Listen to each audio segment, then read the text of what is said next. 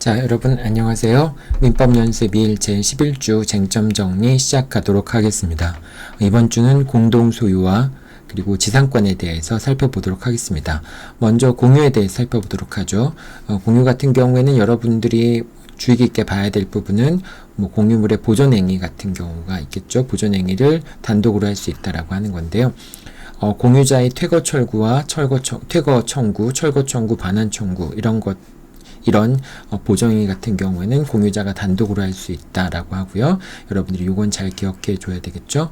소수 지분권자가 공유물을 독점적으로 사용하고 있는 경우에 다른 소수 지분권자는 방해 배제를 청구할 수 있지만 반환 청구권은 행사를 할 수 없습니다.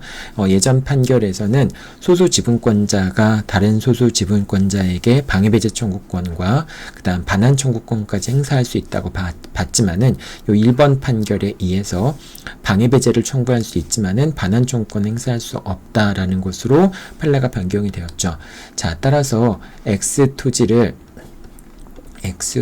있는데 이 X토지를 갑과 을이 공유하고 있는 경우에 이제 2분의 1 지분으로 갑과 을이 공유하고 있는 경우에 갑이 단독으로 토지 위에 건물을 건축했다라고 했을 경우에 이게 갑 소유가 되겠죠.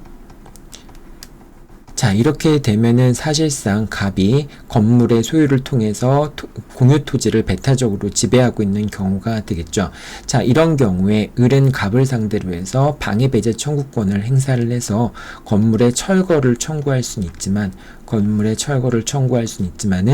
갑이 을에게 X 토지를 반환할 것을 을이 청구할 수는 없습니다. 즉 X 토지의 인도를 청구할 수는 없습니다. 그 대신 을은 공유 토지니까 자기의 지분 범위 내에서 공유 토지를 사용 수익하겠다라고 할 수 있고, 만약 그것을 을이 이제 사용 수익하겠다는 것을 갑이 방해했을 경우에는 거기에 대해서 을이 방해 배제를 청구할 수 있을 뿐입니다. 여러분들 이거 잘 기억해 두고요. 2분의 1이면은 과반수 지분은 아니죠. 과반수 지분권자는 공유물의 사용 관리, 공유물의 사용이나 수익 방법을 결정할 수 그렇지만 과반수 지분권자가 아니기 때문에 단독으로는 공유물의 사용 방법에 대해서 결정을 내릴 수가 없습니다. 자, 그 다음에 부당이득 반환 청구 같은 경우에는 자신의 지분 범위 내에서 반환 청구하는 것이 가능합니다. 이제 예를 들면 2분의 1 지분을 했을 때 누군가 제3자가 무단으로 건물을 지었다라고 했을 경우에 갑은 자신의 2분의 1 지분 범위 내에서 병을 상대로 해서 부당이득 반환 청구를 할 수 있고요. 역시 을도 마찬가지로 2분의 1 지분 범위 내에서 부당이득 반환 청구를 할 수 있습니다. 그 다음에 토지 공유자 1인의 건물 철거와 토지 반환 청구의 재판상의 청구 같은 경우에는 해당 공유 지분 범위 내에서만 취득시효가 중단된다라고 하는 겁니다. 따라서 이제 요 사안과 똑같이 마찬가지로 갑과 을이 2분의 1 지분으로 토지를 공유하고 있고 거기에 대해서 병이라는 사람이 건물을 지어서 토지를 점유하고 있는 경우에, 그런 경우에 갑이 자신의 2분의 1 지분 범위 내에서 병을 상대로 해서 건물의 철거와 그 다음에 토지의 반환을 청구한 경우에, 그런 경우에 이제 갑만이 2분의 1 지분에 대해서 건물의 철거와 토지의 반환을 청구한 경우에 갑의 2분의 1 지분에 대해서만 취득시효가 중단이 되고 을의 2분의 1 지분에 대해서는 취득시효가 중단되지 않습니다. 따라서 20년이라는 기간이 경과하게 되면은 갑은 병에게 2분의 1 지분 범위 내에서 건물의 철거와 토지의 반환을 청구할 수 있지만, 갑은 공유자로서 이제 건물의 철거와 토지의 반환을 청구할 수 있지만, 을에 대해서는 취득시효의 완성을 주장할 수 있습니다. 따라서 병은 을에 대해서 2분의 1 지분에 대해서 지분 소유권 이전 등기를 청구할 수 있겠죠. 이제 갑이 2분의 1 지분 범위 내에서 건물의 철거와 토지의 반환을 청구할 수 있다고 그랬는데 그건 아니고요.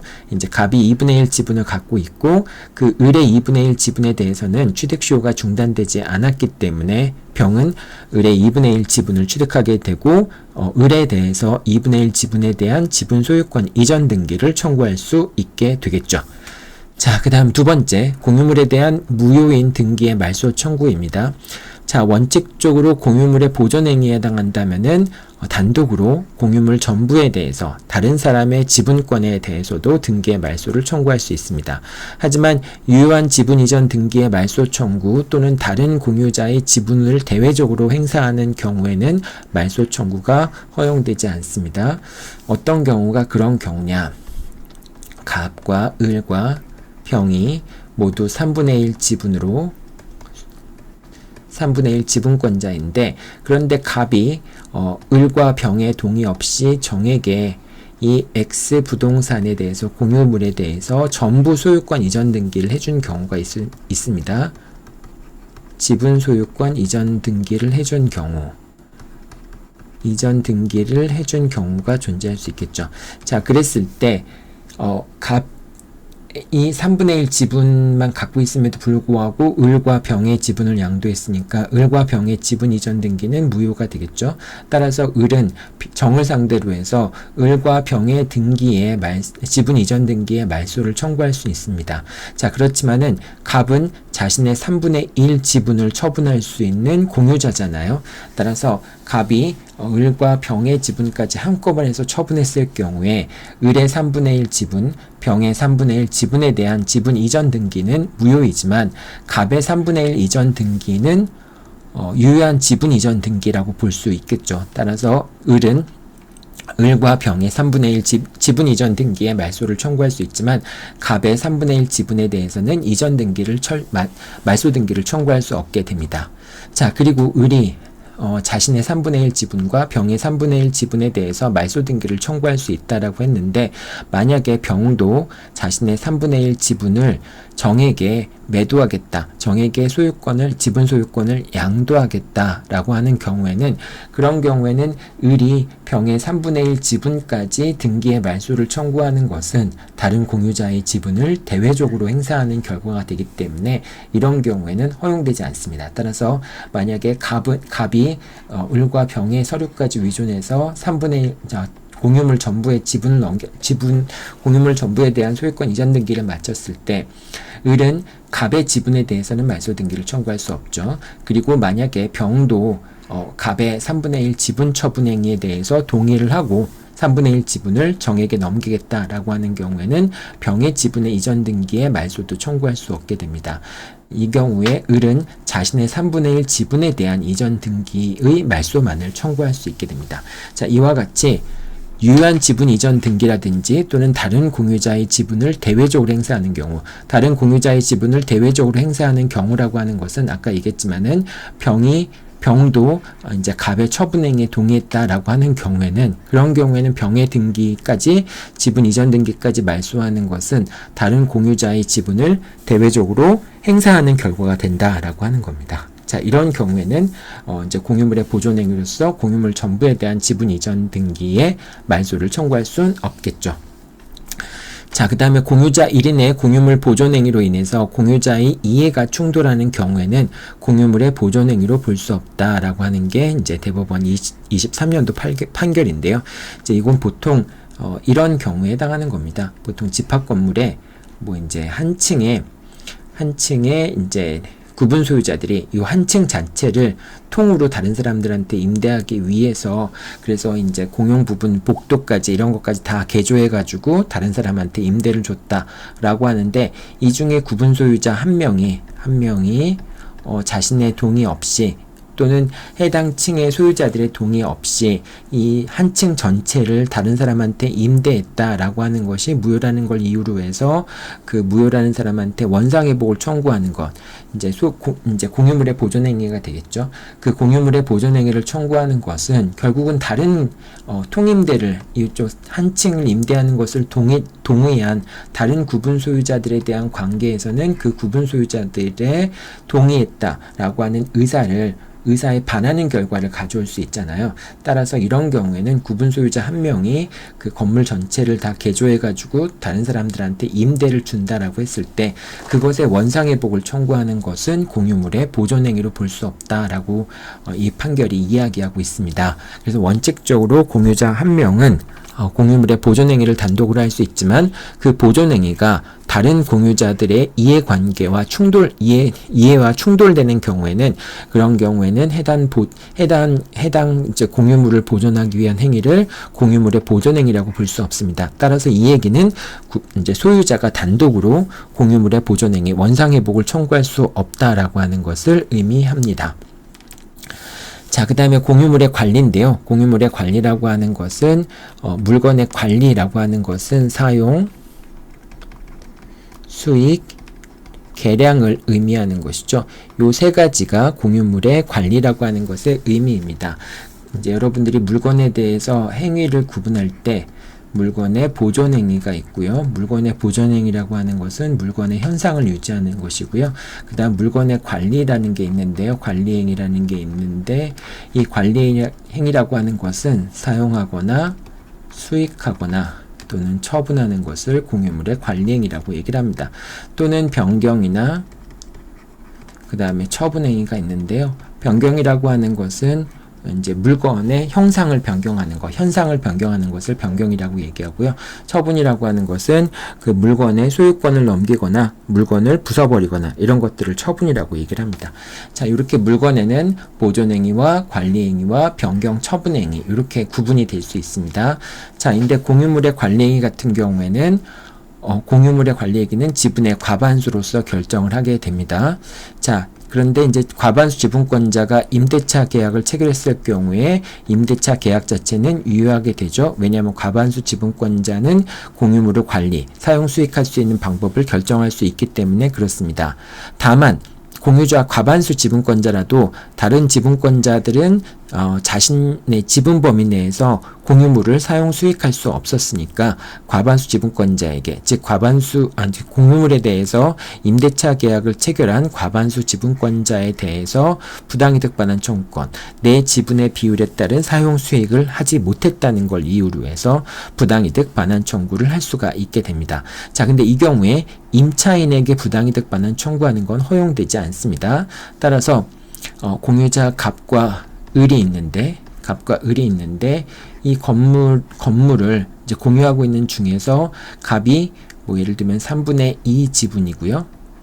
3분의 1 지분인데 이런 경우에 이제 갑이 요 건물을 병한테 임대를 했다. 그래서 갑과 병 사이에 임대차 계약이 체결되었다라고 하는 경우에, 그런 경우에 을은 이제 건물에 대해서 임대차 계약을 체결했으니까 더 이상 건물을 사용 수익할 수 없겠죠. 이 경우에 을은 자신의 3분의 1 지분 범위 내에서 건물을 사용하지 못했다는 걸 이유로 해서 을은 갑에게 부당이득 반환 청구, 3분의 1 지분 범위 내에서 부당이득 반환 청구를 할 수 있습니다. 그런데 을은 병에 대해서는 부당이득 반환 청구를 할 수 없습니다. 왜냐하면 병은 갑과 임대차 계약을 체결할 수 있는 적법한 권한을 갖고 있는 갑과 임대차 계약을 체결해서 목적물을 점유하는 것이기 때문에 을은 병에 대해서는 3분의 1 지분 범위 내에서 부당이득 반환 청구권을 행사할 수 없습니다. 오로지 을은 갑에 대해서, 다른 공유자에 대해서 갑의 임대행위로 인해서, 그래서 을이 목적물을 사용 수익하지 못했다는 걸 이유로 해서 지분 범위 내에서 부당이득 반환을 청구할 수는 있습니다. 자, 그 다음에 공유자 1인이 공유물의 보존이나 관리 행위를 위해서 도급 계약을 체결한 경우, 그런 경우에 수급인은 다른 공유자에게 비용 상환 청구권을 행사할 수 없습니다. 그러니까 이렇게 되겠죠. 갑과 을이 있는데 X 부동산에 대해서 이제 이 갑의 지분도 2분의 1, 을의 지분도 2분의 1인 경우에 갑이 병과 도급 계약을 체결해서, 그러니까 병이 수급인이 되겠죠. 수급인이 되고 갑이 도급인이 되겠죠. 도급 계약의 기초에서 병이 이 X 부동산을 뭐 예를 들면 수선을 했다. 수선하고서 이제 보수를 갑한테 지급받아야 되는데 갑이 보수를 지급하지 않는 경우에 병이 을에게 2분의 1 지분 범위 내에서 목적물을 이제 뭐 더 계량했기 때문에 그만큼에 대한 부당이득을 반환하라, 비용상환청권 같은 부당이득을 반환하라 라고 청구할 수 있는지 여부가 문제될 수 있는데요. 자, 병은 이제 갑과 임대차 계약, 도급 계약을 체결해서 이제 X 부동산을 개량한 것이기 때문에 병은 갑에 대해서만 부당이득, 이제 보수, 도급 계약에 따른 보수를 청구할 수 있을 뿐이고요. 혹시 갑이 보수를 지급하지 못하더라도 병은 을을 상대로 해서 부당이득 반환은 청구할 수 없게 됩니다. 그러니까 도급 계약에 따라서 그 보수 관계가 처리돼야 된다는 것이고요. 그런 도급 관계와 상관없이 을에 대해서 부당이득 반환 청구를 할 수 없고, 오히려 갑은 을에 대해서 공유물의 보존에 필요한 비용이 들어간 것이라고 한다면, 또는 공유물의 가치가 증가한 것이라고 한다면 그 범위 내에서 갑이 을에게 그 비용을 달라라고 청구는 할 수 있겠죠. 이제 이거는 공유물에 대한 비용 분담 차원에서 그렇게 할 수가 있겠죠. 자, 이렇게 이제 다른 지분권자들은 과반수 지분권자들 여기 부당이득을 청구할 수 있고, 공유자 1인이 보존이나 관리 행위를 위해서 도급 계약을 체결한 경우에 수급이 된 다른 공유자에게 비용상환청권을 행사할 수 없게 된다라고 하는 점 잘 기억해 둬야 되겠죠. 자, 그리고 공유물의 처분과 변경 부분 살펴보도록 하겠습니다. 자, 공유물의 처분과 변경, 이 처분과 변경을 위해서는 공유자 전원의 동의가 필요하고요. 그 다음 여러분 나대지 위에 건물을 건축하는 것은 공유물의 변경에 해당합니다. 자, 그 다음에 건물 공유자의 토지 공동점유인데요. 건물을 공유하고 있는 사람은, 예를 들면 건물을 갑과 을이 공유했다 라고 하면은 갑과 을은 X 토지를 공동으로 점유하고 있는 결과가 됩니다. 자, 이런 경우에 건물을 공유하고 있는 게 토지 소유자 같은 경우에는 지분 범위 내에서 철거와 토지의 반환을 청구할 수 있게 됩니다. 즉, 갑과 을은 자신의 지분 범위 내에서 철거 의무를 부담을 하게 됩니다.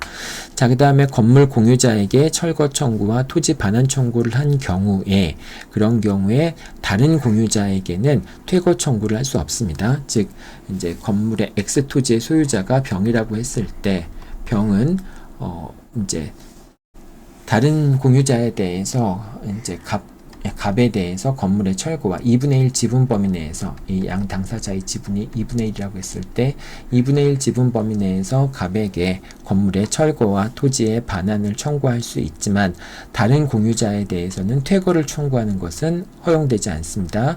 왜냐하면 소유자한테 대해서는 건물의 철거와 토지의 반환을 청구하는 것 속에는 건물에서 퇴거한다라는 것이 포함되어 있기 때문에 별도로 퇴거 청구를 할 필요는 없게 됩니다.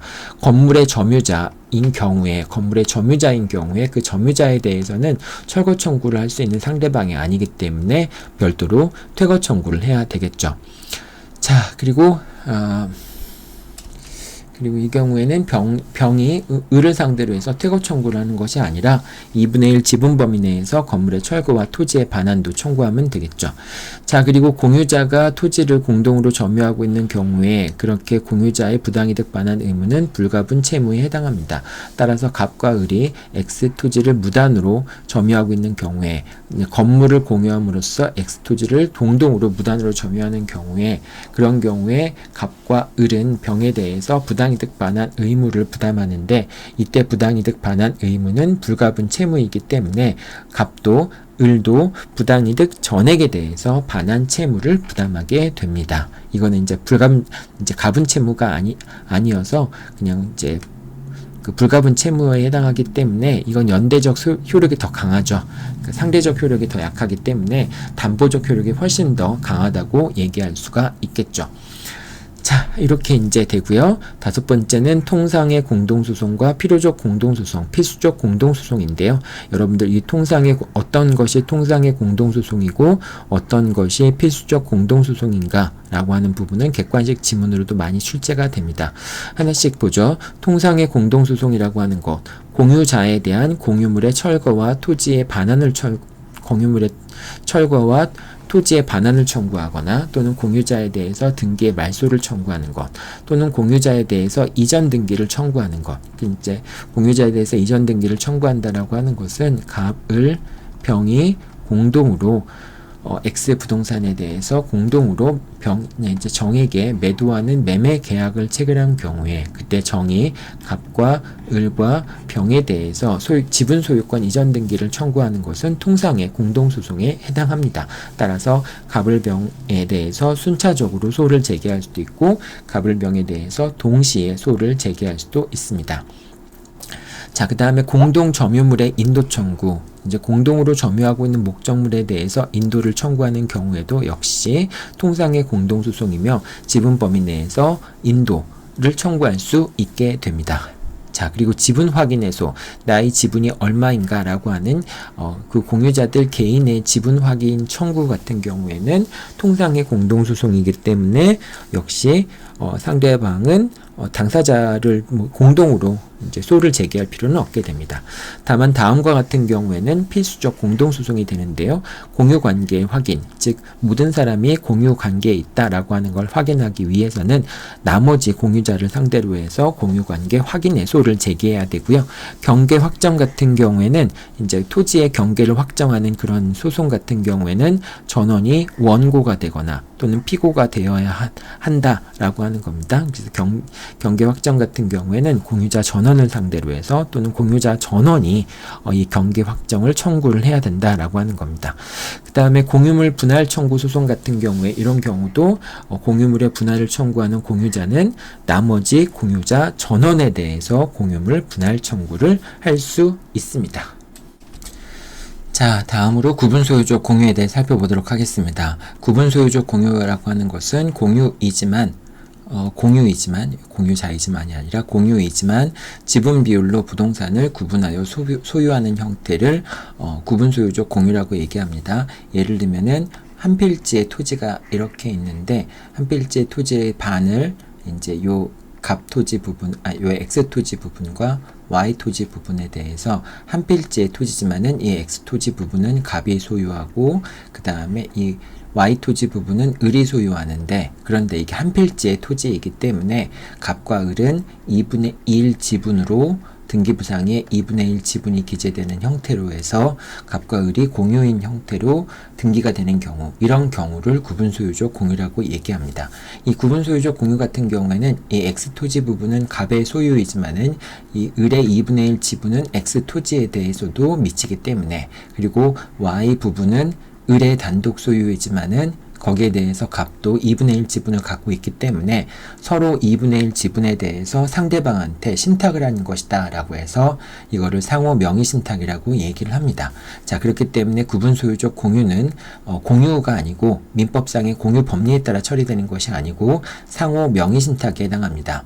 그래서 내부적으로는 공유 법리가 적용되지 않습니다. 자, 그렇지만은 이 명의신탁 같은 경우에도 대외적으로는 완전한 소유권을 취득하게 되죠.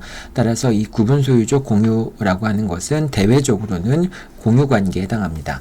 따라서 이 Y 토지 부분을 제3자인 병이 침해를 했다라고 하는 경우에 원칙적으로 갑은 자기가 소유하는 부분이 아니니까 Y 토지를 병이 침해하든 말든 거기에 대해서 방해배제를 청구할 수 없을 것 같은데, 대외적으로 볼 때는 갑은 2분의 1 지분을 갖고 있고 그 2분의 1 지분은 공유물 전체에 미치기 때문에 병이 Y 토지 부분을 침해했을 때 갑도 병을 상대로 해서 공유 지분을 침해했다는 걸 이유로 해서 이제 공유 지분을 침해했다는 걸 이유로 해서 보존 행위를 할 수 있습니다. 즉 침해 행위에 배제를 청구할 수 있는 방해 배제 청구권을 행사할 수 있게 됩니다.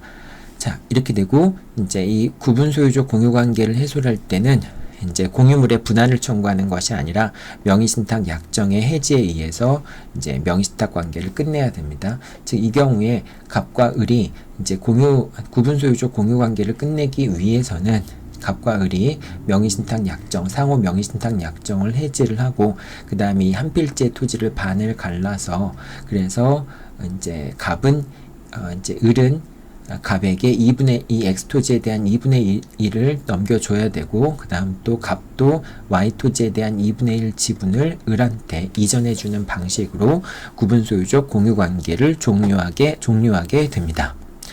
자, 그 다음에 이제 구분소유적 공유관계는 뒤에서 이제 법정지상권 관련돼서 공부를 하겠지만은 이 구분소유적 공유관계에 있는 토지 위에 이제 공유자 한 사람이 여기다가 갑이 이 토지 위에다가 건물을 진 경우에 이 토지 위에다가 건물을 진 경우에 이 건물을 진 경우에 토지를 공유하고 있는 자가 건물을 공유 토지 위에 건물을 단독으로 소유하고 있는 경우에는 건물과 토지의 소유자가 달라지더라도 법정지상권, 뭐 예를 들면 건물에 대해서 설정된 지상권이 저당권이 실행이 되거나 또는 건물에 대해서 강제 경매가 이루어져서 이렇게 토지와 건물의 소유자가 달라지는 경우에 이런 경우에는 이제 법정지상권이 발생을 하지 않습니다. 만약 그렇게 되면은 이 X 건물의 소유자인 갑을 위해서 지상권이 발생한다라고 한다면은 을의 2분의 1 토지의 지분 소유권 자체가 침해되는 결과를 가져오기 때문에 그렇죠.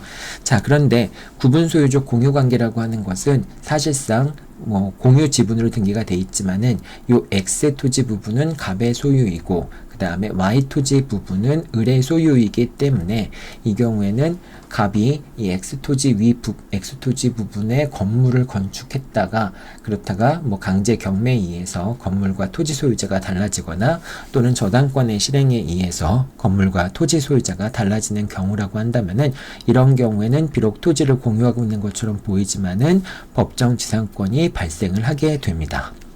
자, 요거 여러분들 뒤에서 법정지상권 때 다시 한번 설명은 하겠지만 꼭 잘 기억하고 있어야 되겠죠. 자, 그 다음에 아까도 말했지만은 원칙적으로 토지 공유자가 건물을 단독으로 소유한 경우에는 법정지상권이 성립하지 않지만 이 경우에는 갑과 을이 공유자처럼 보이지만은 사실상 X 토지 부분을 단독으로 소유하고 있는 경우이기 때문에 그 위에 갑이 건물을 소유하고 있다면은 법정지상권이 발생을 할 수 있다라고 생각하면 되겠습니다.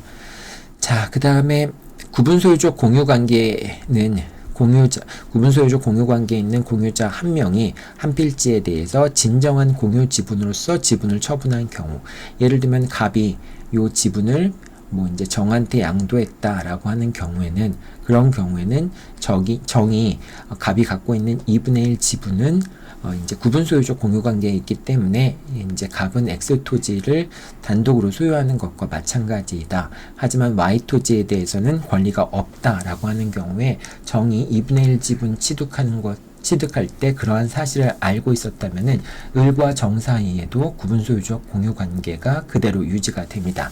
자, 그런데 정이 단순히 갑의 2분의 1 지분을 취득하는 것으로 알고 있었고 갑과 을 사이에 상호 명의신탁, 즉 구분소유적 공유 관계에 있다라고 하는 점을 정이 몰랐다고 한다면은 정은 2분의 1 지분을 유효하게 취득하게 되고 이런 경우에 을과 정은 단순한 원칙적인 공유관계라고 볼 수가 있게 됩니다. 따라서 이런 경우에 정이 2분의 1 지분을 취득하게 되면은 갑과 을 사이에 구분소유적 공유관계는 소멸을 하게 되고 을과 정은 이제 원래대로 이제 진정한 형태의 공유관계를 맺게 된다라고 하는 점입니다. 자, 이상에서 이제 공유에 관련된 내용들 설명을 했고요. 그리고 합유에 관련된 내용들 살펴보도록 하죠. 자, 합유 같은 경우에는 합유 지분이 있는데요. 합유 지분이라고 하는 것, 원래 합유 지분이라고 하는 것은 합유물에 대해서 지분이라는 건 인정되지 않습니다. 그래서 등기부상에 합유 지분 같은 경우에는 지분 비율이 표시가 되지 않습니다. 공유물 같은 경우에는 공유 지분이 표시가 되지만은 등기부에, 하지만 합유 지분 같은 경우에는 지분이 표시되지 않습니다. 자, 원칙적으로 조합 재산에 대한 지분이 인정이 되지만은 개별적인 합유물에 대한 지분은 인정될 수 없기 때문에 그렇습니다. 조합 재산에 대한 지분이 인정된다. 그래서 나중에 뭐 이제 조합원이 사망하거나 그러면은 그 지분은 상속되지 않지만은 하지만 상속인들에게 그 지분에 해당하는 것을 금전으로 상환하는 방식으로 정산을 하게 됩니다. 자, 이와 같이 조합 재산에 대해서 이제 지분, 수익 분배 비율 같은 그 지분이 인정될 수는 있겠지만은 그 조합 재산을 구성하고 있는 개개의 합유물에 대해서는 지분이 인정되지 않는다라고 하는 겁니다. 자, 합유물의 처분 변경 보존인데요. 처분과 변경을 위해서는 조합원 전원의 동의가 필요하고요. 조합재산의 처분이 특별사무인 경우, 자, 조합재산의 처분이 특별사무인 경우, 통상사무인 경우도 있고요. 뭐 누구나 다 하는 그런 사무 또는 특별사무인 경우가 있고요. 이제 그렇지 않은 이제 처분 자체가 통상사무나 특별사무에 해당하지 않는 그런 경우도 존재할 수 있겠죠. 뭐 예를 들면은 친구들끼리 음식점을 경영하기로 했다라고 했을 때 이 음식점에 있는 음식 한 그릇, 이것은 이제 합유물이 되겠죠. 조합 재산이니까. 근데 이 음식을 파는 것은 통상적인 사무라고 볼 수 있지 않습니까? 이런 경우에 갑을병이 조합을 구성을 해서 이제 식당 사업을 경영을 했는데 이 음식 한 그릇을 팔을 때마다 갑과 을과 병이 모여서 합의한다 라고 하면 너무 좀 부당하겠죠. 그래서 이런 통상사무 같은 경우에는 갑이 단독으로 통상사무를 수행할 수 있습니다. 자, 그런데 이 이제 합유물, 조합의 재산인 합유물을 파는 것이 통상사무에 해당하지 않는 경우에는, 특별사무에 해당하는 경우에는 조합 재산을 처분하기 위해서는 조합원 전원의 동의가 있어야 된다는 말과, 그 다음에 조합 재산 같은 경우에는 조합원 과반수 또는 업무집행 조합원의 과반수, 업무집행 조합원이 한 명인 경우에는 단독으로 그 조합 재산의 처분을 결정할 수 있다라고 하는 이 두 가지 말이 서로 모순되는 측면이 있죠. 자, 그래서 이제 판례가 이제 얘기하는 거는 이 조합 재산의 처분이 특별사무인 경우에는 조합원 과반수 또는 업무집행 조합원의 과반수로 단독으로 정할 수 있다라고 봅니다. 업무집행 조합원이 1인인 경우에는 단독으로 정할 수 있다라고 하는 것이죠. 자, 이렇게 이제 그 조합 재산 같은 경우에는 원칙적으로 전원의 동의가 필요하다라고 했지만은 이 통상사무, 특별사무에 해당하는 경우에는 그런 경우에는 과반수에 의해서 또는 업무집행 조합원이 한 명일 때는 단독으로 그 조합 재산의 처분에 대해서 정할 수 있습니다. 자, 그리고 그 조합 재산의 보존행위 같은 경우에는 합유자가 각자 할 수가 있죠.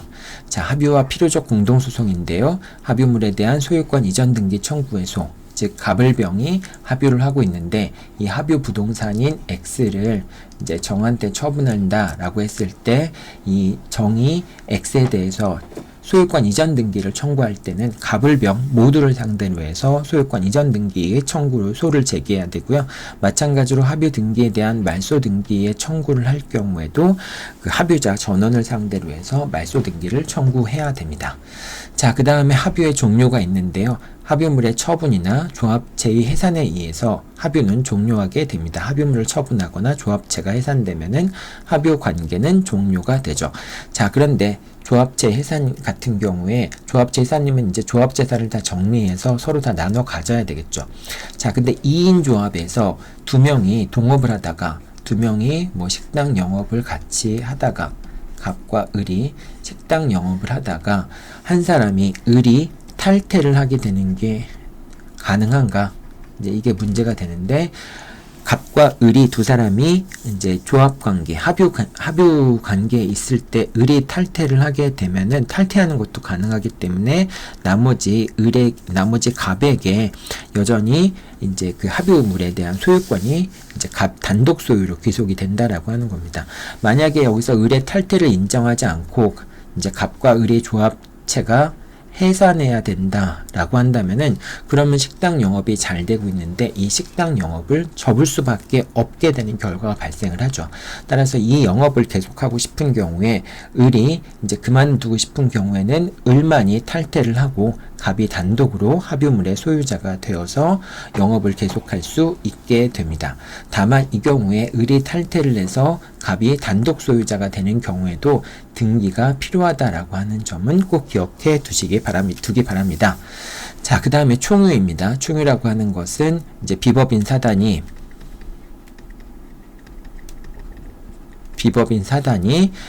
이제 비법인 사단으로서 이제 물건을 소유하는 형태를 총유라고 얘기를 하죠.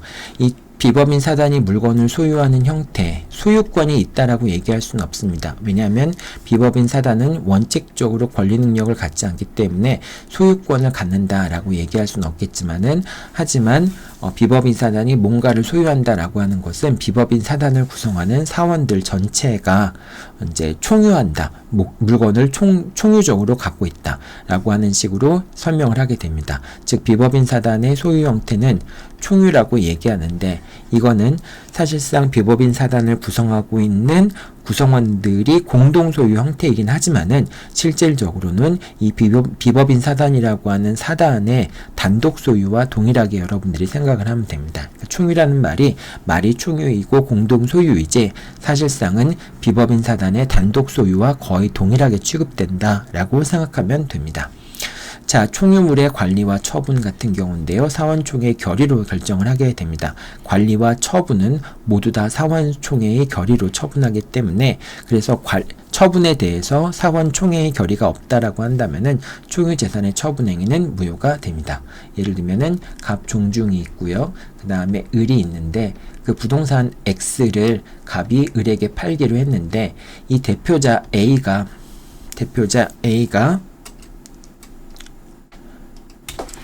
사원총회의 결의가 없음에도 불구하고 X의 토지를 을에게 팔았다. 총회의 결의가 있었던 것처럼 을을 속이고 X를 을에게 팔았다라고 했을 경우에 갑과 을의 매매 계약은 무조건 무효가 됩니다. 왜냐하면 총유물을 처분하기 위해서는 사원총회의 결의가 있어야 되는데 갑의 사원총회의 결의가 없었잖아요. 따라서 이런 경우에 갑과 을 사이에는 매매 계약이 무효가 됩니다. 자, 이런 경우에 을은 이제 A의 기망행위로 인해서 갑과 매매 계약을 체결하게 되고, 혹시라도 계약금이라도 건넸을 경우에는 그에 따른 손해를 입게 되는 문제가 발생을 하죠. 그래서 이런 경우에 을은 A를 상대로 해서 A가 기망행위를 한 걸 이유로 해서 불법행위에 따른 손해배상을 청구할 수도 있고요. 또는 갑종중이라고 하는 것은 법인의 불법행위 책임, 즉 법인의 대표기관의 불법행위로 인해서 손해를 입었을 때 그 손해에 대한 책임을 진다라고 하는 법인의 불법행위 책임에 따라서 을은 갑에게도 35조에 따른 손해배상을 청구할 수 있게 됩니다. 이때 이제 갑과 을의 대표자와 법인의 채무는, 손해배상 채무는 부진정 연대 채무에 해당합니다. 자, 부진정 연대 채무에 해당하고요. 자, 그리고 이제 총유물의 보존행위부터 보도록 하죠. 총유물의 보존행위는 합유와 공유와 달리 단독으로 이제 보존행위를 할 수 없고요. 총유물의 보존행위로서 소를 제기하기 위해서는 사원총회의 결의가 필요합니다. 각 사원이 단독으로 보존행위를 할 수 있는 건 아닙니다. 자, 그리고 또 한 가지, 비법인 사단이 타인의 채무를 보증하는 행위 같은 경우에는, 채무를 보증한다라고 하는 것은 보증 채무를 부담한다라고 하는 것을 의미하는 것이죠. 이 보증 채무를 부담하는 경우에 이 보증 채무를 부담하는 것은 총유물의 관리나 처분 행위에 해당하진 않는다라고 하는 겁니다. 따라서 타인의 채무를 보증하기 위해서 별도로 사원총회의 결의를 거쳐야 되는 것은 아닙니다. 총유물의 관리 처분 행위가 아니기 때문에 그렇다는 것이죠. 자, 여기까지가 공동소유에서 총유까지 쭉 살펴보았습니다. 자, 다음에 이제 지상권에 대한 내용들 살펴보도록 하죠. 자, 담보지상권이라는 게 있는데요. 이 담보지상권이라고 하는 것은 이제 갑이 토지를 소유하고 있고, 여기에 대해서 을에게 저당권을 설정을 해주는데, 근데 만약에 갑이 을에게 저당권을 설정해 준 후에 이제 갑이 이 토지 위에다가 건물을 짓게 되면 어떻게 될까요? 나중에 뒤에서 여러분들이 보면 되겠지만은 토지의 저당권이 설정된 후에 건물이 건축되었다면은 이 건물은 저당권을 침해하는 걸 수도 있겠죠. 따라서 을이 건물이 완공되는 중에 이제 건물의 철거를 청구하는 식으로 방해배제 청구권, 저당권에 기초한 방해배제 청구권은 행사할 수 있겠지만, 일단 이 건물이 완공된 경우에는, 그런 경우에는 을은 비록 건물 자체는 저당권의 목적이 아니지만 건물과 토지를 일괄해서 매각하는 것도 가능합니다.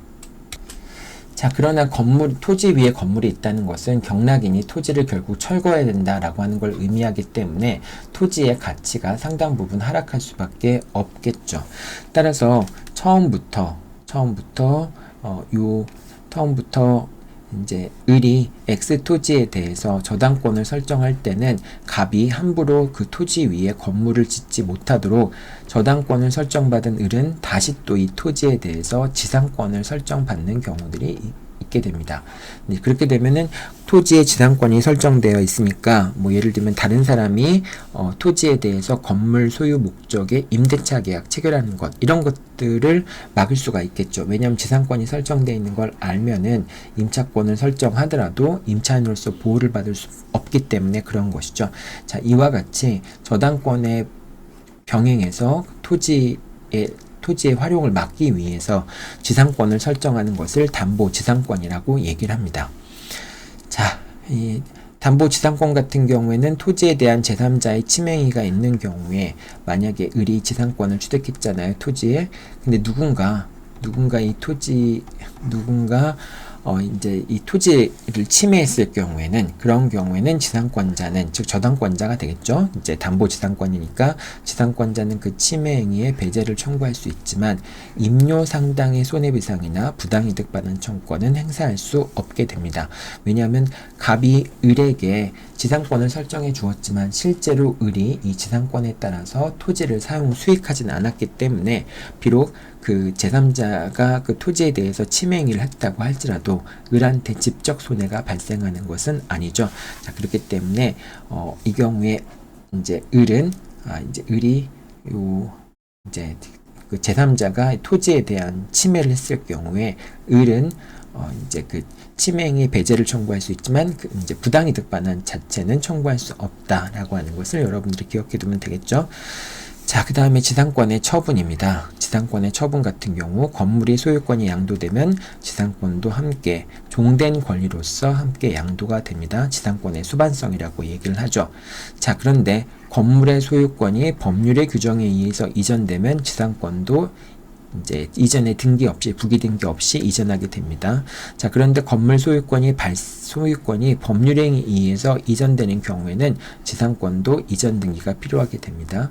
즉, 이제 건물이 존재하고 토지와 Y 건물이 존재하는데, 그런데 이제 이 토지는 갑의 소유이고 그 다음에 건물은 을의 소유인 경우에, 근데 이제 이 을의 소유인 Y 건물을 위해서 지상권이 설정된 경우를 한번 생각해 보죠. 지상권이 설정된 경우에 그러면은 이 건물의 소유권이 병한테 넘어가게 되면은 이 건물을 위한 Y 토지를 위한 플러스 Y 토지의 소유권과 Y 토지에 대한 지상권을 포함한 권리들이 상대방한테 이전이 됩니다. 이제 이 Y 건물에 대한 소유권이 병에게 경매 등에 관한 절차에 의해서 법률의 규정에 의해서 넘어가게 되면 지상권도 당연히 넘어가게 됩니다. 자, 그런데 이제 건물의 소유권이 즉 을이 병에게 Y 토지를 매도했을 경우에는 그런 경우에는 이 Y 토지에 붙어 있는 지상권이라고 하는 것도 같이 Y 건물에 대한 매매 계약에 포함이 됩니다. 매매 계약이 포함이 되고 그거에 이제 매매 계약이 포함이 되는데 당연히 이제 그러면은 이 지상권이 당연히 이전되는 것인가 아니면 이전에 부기 등기가 필요한 것인가 여부가 문제가 될 수도 있는데 이 경우에는 이전에 부기 등기가 없더라도 법률의 규정에 의해서 Y 소유권이 병한테 귀속이 되면은 이 지상권도 등기 없이 당연히 병한테 귀속이 됩니다. 다만 이제 Y 건물이 법률행위에 의해서 매매 계약에 의해서 병한테 넘어간 경우에는 그 매매 계약의 효력은 이제 이 Y 건물의 소유권과 Y 건물을 위한 지상권에도 미치게 되고 이런 경우에 이제 을은 병에게 Y 건물의 소유권뿐만 아니라 이제 Y 건물을 위한 지상권도 함께 이전을 해야 되는데 자, 이런 경우에는 이전의 부기 등기가 반드시 필요합니다. 이 이전 등기라고 하는 것은 이전의 부기 등기라고 얘기하는 것이죠. 자, 그런데 이제 아직 그 병이 Y 건물에 대한 소유권 이전 등기만 하고 지상권에 대한 이전의 부기 등기를 하지 않는 경우에 병은 지상권자가 아니잖아요. 자, 그렇게 되면 갑이 너는 지상권자가 아니니까 내 토지 위에 건물을 갖고 있으니까 건물을 철거하고 토지를 반환하라 라고 청구하는 경우에 그때 병의할 수 있는 주장은 자신은 지상권을 이제 Y 건물의 소유권을 취득해서 지상권을 취득할 지위에 있는 자이고 갑은 을에게 지상권 설정 등기를 해주면 을이 병한테 이제 지상권 이전에 부기 등기를 해줘야 되는 의무를 부담하고 있는 자이기 때문에 그런 의무를 부담하고 있는 자가 병에게 건물의 철거를 청구하는 것은 건물의 철거와 토지의 인도를 청구하는 것은 신의 측에 반한다 라고 얘기를 합니다. 자, 여기까지 살펴봤고요. 다음엔 지상권의 종료 부분 살펴보도록 하겠습니다. 자, 지상권의 종료입니다. 지상권자가 지상권의 갱신을 거절한 경우에는 지상권자는 지상물이 있는 경우에 이제 건물 같은 게 되겠죠. 이 지상물에 대해서 매수청권을 행사할 수 있습니다. 자, 그런데 이 매수청권이라고 하는 것은 갱신청권을 행사해서 그 갱신을 거절했을 경우에 발생하는 것이기 때문에 이 갱신청권이 인정되지 않는 경우에는 지상물 매수청권도 인정되지 않습니다. 그래서 이 지상권 갱신청권 같은 경우에는 존속기간이 만료된 후에 지체 없이 행사되어야 되고 지체 없이 행사되지 않으면은 갱신 청구권이 소멸을 하게 됩니다. 갱신청권이 소멸을 하게 되면 더 이상 매수청권도 발생하지 않는다라고 하는 겁니다. 이거는 뭐 비교적 최신 판결이니까 잘 기억해 둬야 되겠죠.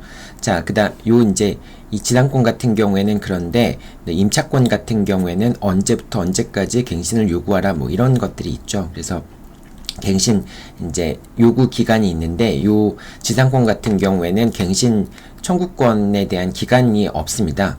그래서 이제 만료 후에 신속히 조속히 지체 없이 행사하지 않는 경우에는 갱신 청구권이 소멸한다. 이것도 이제 같이 기억해 둬야 되겠죠. 자, 그 다음에 지료 연체를 이유로 지상권이 종료된 경우에는 지상물 매수청구권을 행사할 수 없습니다. 요거는 다른 경우도 마찬가지입니다. 뭐 토지 임대차, 건물 소유 목적의 토지 임대차 같은 경우도 마찬가지입니다. 건물 소유 목적의 토지 임대차 같은 경우에도 이제 건물이 존속하는 경우에는 건물에 대한 매수청권을 행사할 수 있는데 갱신이 거절되면은 자, 그런 경우에도 이제 차임을 연체해가지고 임대차 계약이 해지되는 경우에는 그런 경우에는 임차인이 그 지상 건물에 대한 매수청권을 행사할 수 없죠. 그래서 이거는 뭐 지상권이나 건물 소유 목적의 토지 임차권이나 다 마찬가지입니다. 자, 법정지상권 살펴보겠습니다. 법정지상권 366조의 법정지상권, 저당권 실행으로 인한 법정지상권이 되겠죠. 자, 요건사실은 첫 번째 법정지상권이 366조의 법정지상권이 발생하기 위해서는 저당권 설정 당시에 건물과 토지가 존재해야 됩니다. 자, 미완공이지만 건물의 규모와 종류를 외형상 예견할 수 있는 경우에는 법정지상권이 성립될 수 있습니다. 즉, 건물이 완공되지 않았다고 하더라도 건물의 종류와 이제 규모를 외형상 예상할 수 있는 경우에는 건물이 있는 것과 마찬가지로 취급이 됩니다. 그리고 무허가와 미등기 건물의 경우에도 법정지상권이 성립하게 됩니다. 두 번째, 저당권 설정 당시에 건물과 토지 소유자가 동일해야 됩니다. 저당권 설정 이후에 건물이나 토지 소유자가 변경되더라도 법정지상권이 성립되는 것에는 영향을 미치지 않습니다. 자, 세 번째, 저당권의 실행으로 소유자가 달라지는 겁니다. 여기 소유자가 달라진다라고 하는 것은 건물과 토지 소유자가 달라진다라고 하는 걸 의미하는 건 아니에요. 왜냐하면 저당권이 설정된 다음에 건물과 토지 소유자가 변경되더라도 나중에 저당권이 실행되면은 법정지상권이 발생할 수 있기 때문에 즉 이런 걸 얘기하는 겁니다. 이 토지에 대해서 이게 둘 다 갑소유고요. 그 다음에 갑이 이 토지에 대해서 저당권을 설정한 다음에 건물이 있는 상태에서 저당권을 설정을 합니다. 그러면 이제 건물과 토지에 대해서 저당권이 실행이 되면은 그러면은 법정지상권이 발생을 하겠죠. 자, 근데 이 경우에 이제 그 갑이 건물에 대한 소유권을 을한테 넘기게 되면은 그러면은 X에 대한 저당권이 실행이 되면은 을이 바로 법정지상권 366조의 법정지상권을 취득하게 됩니다. 그리고 이제 갑이 이 토지를 뭐 예를 들면 병한테 넘겼다 이렇게 되더라도 저당권이 실행되면은 병은 법정 지상권에 부담이 있는 토지 소유권을 취득을 이제 토지 소유자이지만은 법정 지상권에 부담을 떠안게 됩니다. 그래서 이렇게 저당권이 설정된 다음에 설정될 당시에 건물과 토지가 동일인이면 되고요. 그 이후에 건물과 토지의 소유자가 변경되더라도 법정 지상권이 발생하는 데는 전혀 영향을 미치지 않습니다. 자, 그 다음에 건물이 재건축된 경우에도 법정 지상권의 성립에 영향을 미치지 않습니다. 다만 지상권의 효력은 기존 건물을 기준으로 해서 지상권이 효력이 인정된다 라고 생각하면 되고요. 다만 이제 그 건물이 재건축되는 경우에 법정 지상권이 성립을 하지만은 건물과 토지의 공동저당권이 설정돼 있는 경우에는 조금 사안이 달라집니다. 건물과 토지의 X 토지와 Y 건물에 여기다 이제 공동저당권이 설정된 겁니다.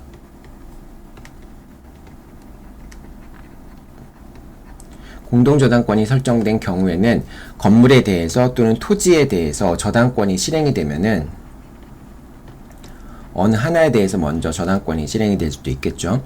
저당권이 실행이 되면은 그럼 건물을 위해서 토지에 대한 이제 법정 지상권이 발생을 하게 됩니다. 예를 들면은 여기 이제 건물과 토지에 대해서 이제 이게 둘 다 갑소유고요.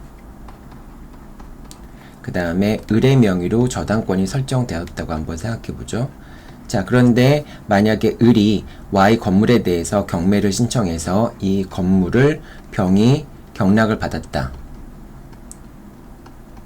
요즘 보통 경락인이라고 표시하지 않고요. 매수인이라는 표현을 쓰게 되죠.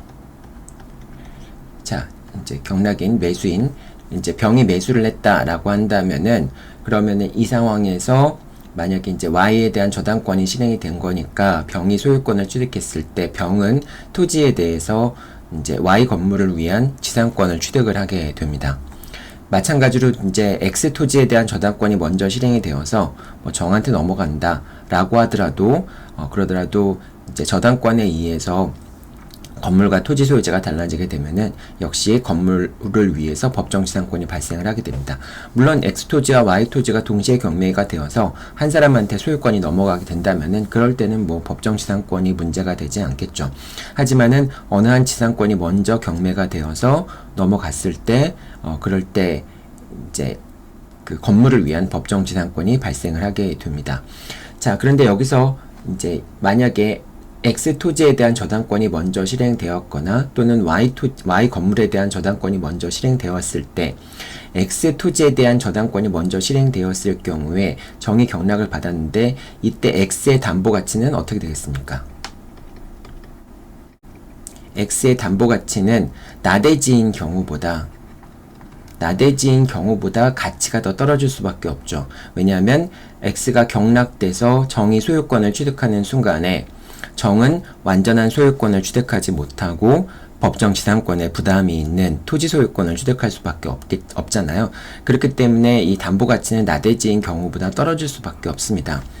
자, 그런데 이제 만약에 이 건물의 입장에서 본다면은 법정 지상권이 발생했을 때 이 Y 건물의 가치는 그냥 법정 지상권이 없는 건물, 토지에 대한 이용권이 없는 건물보다 더 가치가 상승할 수밖에 없겠죠.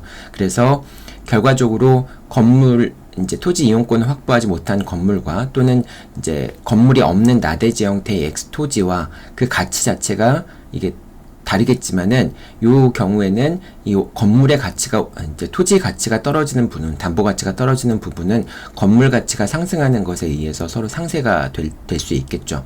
자, 그렇게 이제 공동조당을 설정을 하게 되는데 만약에 이 Y 건물이 철거가 된 다음에 다시 이 Y 건물이 철거가 된 후에 Z 건물로 재건축이 된다라고 했을 경우에 만약에 이 새로 만들어진 건물에 대해서 이제 소유자가 똑같이 저당권자 을에게 요 Z 건물에 대해서도 동일한 순위의 공동 저당권을 설정해 준다면은 그러면은 을의 입장에서는 아무것도 뭐 불리할 게 없죠.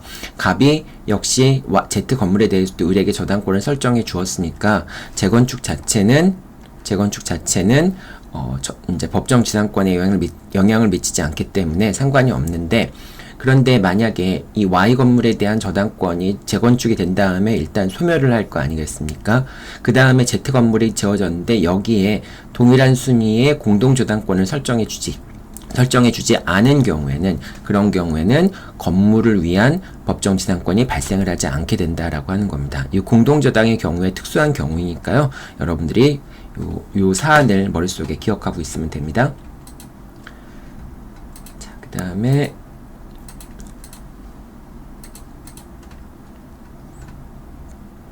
관습상의 법정지상권입니다. 자, 관습상의 법정지상권 같은 경우에는 토지와 건물의 소유자가 동일해야 되고요. 그 다음에 매매나 강제 경매 등에 의해서 토지와 건물의 소유자가 달라져야 됩니다. 그 다음에 요거는 이제 나중에 그 대법원 판결이니까 요 두 가지가 요건이 되겠죠. 매매나 강제 경매 등에 의해서 토지와 건물의 소유자가 달라진다라고 하는 경우에 관습상 법정지상권이 이제 발생을 하게 되는데, 관습상 법정지상권에서는 제일 중요한 것은 토지와 건물의 소유자가 동일인이어야 되는데, 어느 시점을 기준으로 토지와 건물이 소유자가 동일인인지 여부를 판단하는 게 되게 중요합니다. 이제 366조의 법정지상권 같은 경우에는 저당권이 설정될 당시 그 시점을 기준으로 해서 건물과 토지 소유자가 동일한지 여부를 판단하면 되는데, 자, 관습상의 법정지상권 같은 경우에는 매매 같은 경우에는 여기 이제 안 나와 있지만은, 매매의 경우에는 소유권 이전 등기가 있을 때, 소유권 이전 등기가 있는 시점에서 건물과 토지의 소유자가 동일한지 여부를 판단하면 되고요. 경매의 경우에는 압류라고 하는 것은 강제 경매 개시 결정에 기입 등기가 있는 것을 압류라고 얘기를 하죠. 그래서 경매의 경우에는 이제 경매 개시 결정 기입 등기가 있었던 시점, 그 시점을 기준으로 해서 건물과 토지 소유자가 동일한지 여부를 판단을 하게 됩니다. 왜냐하면 이제 압류가 된 다음에, 즉 강제 경매 개시 결정에 기입 등기가 있는 다음에는 혹시 소유자가 변경되더라도 그 소유자의 변동은 경매에서 낙찰된 사람한테 대항할 수가 없겠죠. 자, 그래서 압류 시점을 기점으로 해서 건물과 토지 소유자가 동일한지 여부를 판단하게 되고요. 그 다음에 이제 부동산이 가압류됐다라고 한다면은, 그러면은 가압류의 기초에서 본압류가 되게 되면은 그 가압류 시점으로 압류 효력이 소급을 하게 되죠. 자, 그렇기 때문에 압류 전에 가압류가 설정되어 있다면 가압류 시점을 기점으로 해서 건물과 토지 소유자가 동일한지 여부를 판단을 하게 됩니다. 자, 만약에 압류나 가압류 이전에 저당권이 설정이 되어 있었다면은, 그럼 저당권 설정 시점을 기점으로 해서 저당권 설정 시점을 기점으로 해서 건물과 토지 소유자가 동일한지 여부를 판단을 하게 됩니다. 자, 예를 들면 이런 걸 한번 생각해 볼게요. X토지가 있었고 여기에 X토지의 저당권이 설정이 되었습니다. X토지의 저당권이 설정된 후에 건물이 건축이 됐어요. 자, 건물이 건축이 됐습니다. 그래서 X토지 소유자가 갑인데 Y 건물 소유자도 갑이었습니다. 자, 저당권이 설정된 후에 건물이 건축되었기 때문에 이 경우에는 법정지상권이 발생을 하지 않겠죠. 자, 그런데 X토지와 Y 건물이 독일인 소유인 상태에서 이 갑이 X토지에 대해서 경매를 신청하게 됩니다. 경매를 신청해서 이거를 이제 을이 낙찰을 받았다, 매수인이다, 매수를 했다 라고 한번 생각해 볼게요. 자, 이 경우에 법정지상권이 발생을 하느냐, 즉 경매 같은 경우에 경매 개시결정 기입등기, 즉 압류의 효력이 발생했을 때 건물과 토지 소유자가 동일하면은 관습상의 법정지상권이 발생한다라고 얘기를 했잖아요. 자, 그렇기 때문에 이것은 이제 관습상의 법정지상권의 관점에서 본다면은 관습상의 법정지상권의 요건을 다 충족한 거라고 볼 수 있겠죠. 자, 그런데 만약에 이 X토지에 대해서 저당권이 실행이 된다면은, 저당권이 실행이 되어서 을이 경락을 받는다라고 한다면은, 그러면은 저당권 설정 당시에는 Y 건물이 존재하지 않았으니까 이 경우에는 저당권 설정 당시에 건물과 토지 소유자가 동일인이다 라고 하는 것이 성립되지 않잖아요. 따라서 저당권이 설정되어서 경락받은 을 같은 경우에는 법정지상권에 부담이 없는 X 토지의 소유권을 취득하게 됩니다. 자, 이와 같이 이제 저당권이라고 하는 건 경매 절차에서 당연히 소멸하게 되겠죠. 저당권 실행을 위해서 경매를 신청했든 또 제3자가 강제 경매를 신청했든 저당권이라고 하는 권리는, 담보권은 경매 절차에서 소멸할 수밖에 없겠죠. 자, 그런데 이제 그 X 토지에 대해서 강제 경매, 갑의 채권자가 강제 경매를 신청한 경우나 또는 저당권이 실행된 경우나 어느 절차가 진행된 거에 따라서 을이 법정지상권의 부담을 안느냐 또는 법정지상권의 부담을 안지 않느냐라고 하는 것이 달라지게 된다면은 조금 부당한 결과가 발생할 수 있겠죠. 그래서 어느 권리가 먼저 실행됐는가에 따라서 그렇게 법정지상권의 성립 여부가 달라지면 안 되겠죠. 자, 그래서 이제 저당권이 실행된 경우에는 이제 뭐 법정지상권이 발생하고 그렇지 않은 경우에는 법정지상권이 발생하지 않는다. 이런 이제 그 차이가 발생하지 않도록 X 토지에 대해서 강제 경매가 있었을 경우에 건물과 토지 소유자가 동일한지 여부를 판단하는 것은 저당권이 설정된 시점을 기준으로 판단을 하게 됩니다. 따라서 저당권이 설정된 시점에서는 이제 건물이 없었으니까 토지 소유자와 건물 소유자가 동일했다라는 얘기를 할 수 없으니까 비록 X 토지에 대한 강제 경매가 진행이 되더라도 관습상의 법정지상권이 발생을 하지 않습니다. 이렇게 되면 이제 저당권이 실행되는 경우나 이제 그 강제 경매가 실시되는 경우나 관습상의 법정지상권 발생 여부가 결과가 동일하게 되는 것이죠. 이렇게 결과를 동일하게 맞추기 위해서 압류나 가압류 이전에 저당권이 설정되었다면은 저당권 설정 시점을 기준으로 해서 건물과 토지의 소유자가 동일한지 여부를 판단하게 됩니다. 자, 그 다음에 미등기 건물과 토지를 동시에 매수한 경우에는 토지에 대해서만 소유권 이전 등기가 맞춰진 경우에도 이제 건물은 이제 아직 미등기니까 소유권 이전 등기가 없겠죠. 자, 이 경우에도 관습상 법정지상권이 발생하는 건 아닙니다. 형식상으로는 토지에 대한 소유권 이전 등기만 있었으니까 건물과 토지 소유자가 달라진 것으로 볼 수 있지만은 이제 건물과 토지를 동시에 매수하기로 했기 때문에 결과적으로 관습상의 법정지상권, 즉 이제 토지에 대한 이용권에 대한 합의가 있었던 경우라고 볼 수 있겠죠. 자, 여기서 여기 하나가 빠졌네요. 요건이 건물을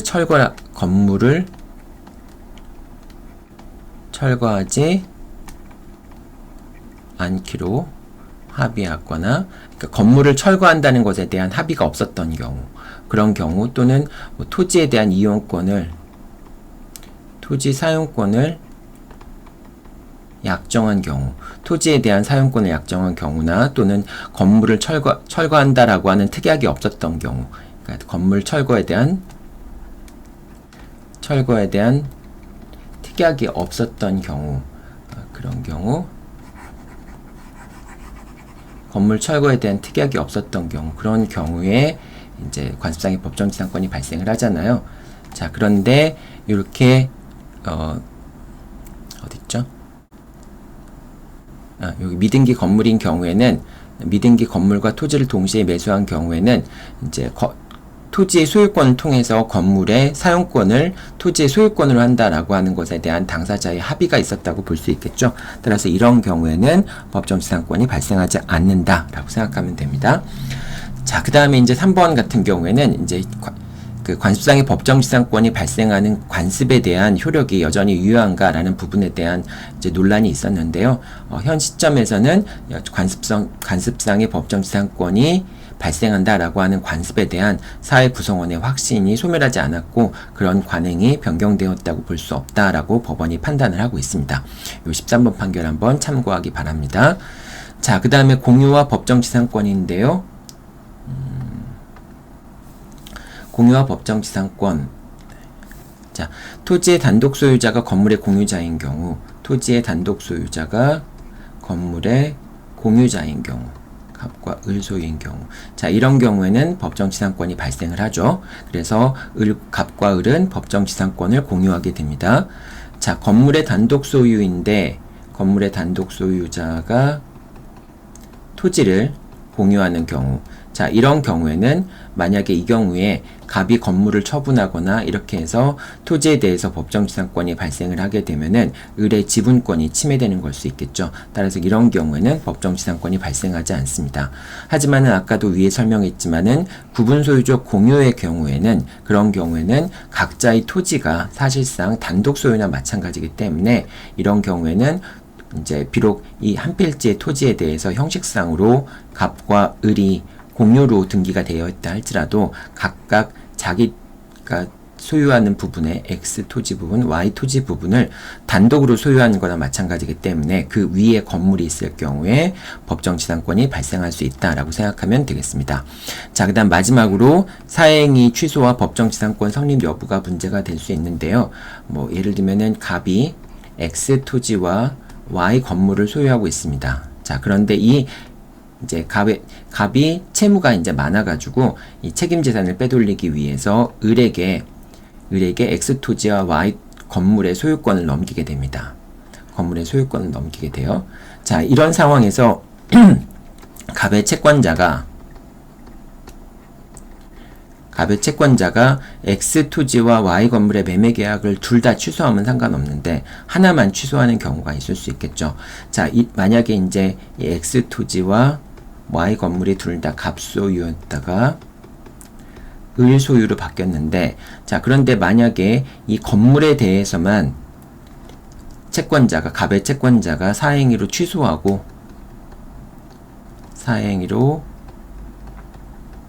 취소한 후에 을 명의의 등기를 말소하게 되면은 그런 건물은 다시 갑 명의가 되는 것이죠.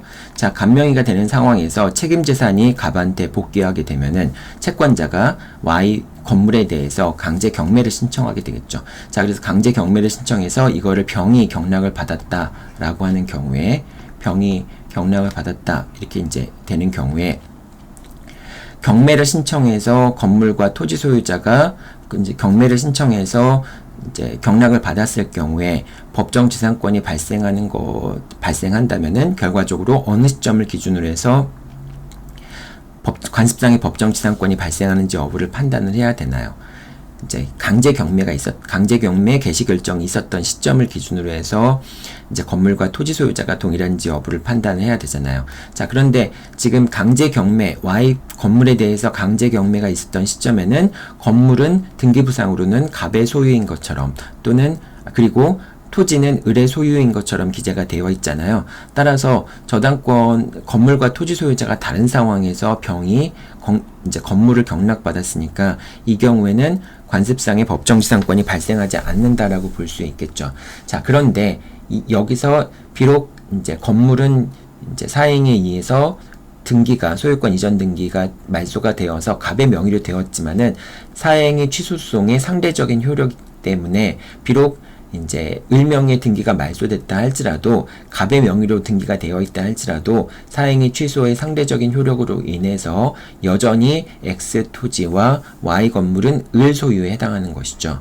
자, 그렇기 때문에 동일인의 소유에 속해 있는 이제 건물과 토지에 대해서 건물에 대해서만 경매가 실시가 되어서 경락을 받았을 경우에 병은 강제 경매 개시 시점에 건물과 토지가 동일한 상태에서 경매 절차가 진행되어서 경락을 받은 것으로 볼 수 있기 때문에 병은 X 토지에 대해서 관습상의 법정지상권을 취득하게 됩니다. 자, 요 사행위 취소로에 따른 이제 법정지상권 발생 여부, 요것도 여러분들 이제 종종 시험 문제에 출제가 되는 쟁점이긴 하죠. 그러니까 이것도 잘 기억해 둬야 됩니다. 자, 이렇게 사행위 취소의 효력이 상대적 효력과 그 다음에 또 관습상의 법정지상권이 발생하기 위한 요건을 두 가지를 결합한 문제라고 볼 수가 있겠습니다. 네, 오늘 여러분들 이제 공유와 공동소유와 그 다음에 지상권에 대해 살펴봤는데요. 특히 지상권 부분이 엄청 까다롭죠. 이게 이제 하다 보면은 문제에서 상당히 헷갈릴 수밖에 없습니다. 그래서 지상권 문제들은 여러분이 여러 문제들을 많이 풀어보는 수밖에 없습니다. 이렇게 연습을 많이 해보기 바랍니다. 네, 다음 주 화요일에 보죠. 수고했습니다.